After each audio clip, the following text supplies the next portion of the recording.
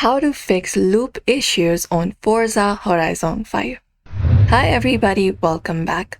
If you're having that kind of issue, you may follow up these steps in order to fix it.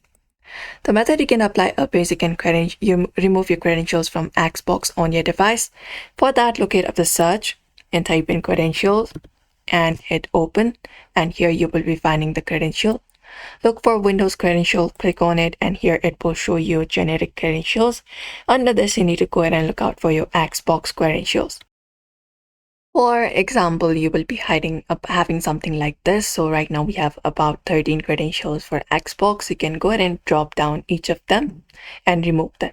So you can head over and then expand it up by dropping down, and there you will be finding the network internet address and everything. You can look out for remove option, and you need to follow up that process for all 13 or 14 of these credentials available. So just go ahead and do that. And then after that is done, you can go ahead and restart your game on your PC and see if that works. If not, you can head over to Task Manager, type in Task Manager and open it up. And once you open it up, make it big, and you can head over to Services tab here. And from here, you need to locate up Xbox. You can head over for Open Services from here, and you may just scroll down from the given options.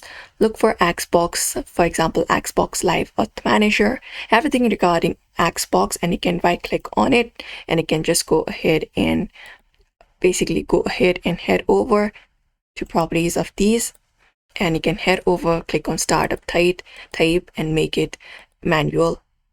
And you need to enable these options, like go ahead and enable each of these options available and make it automatic.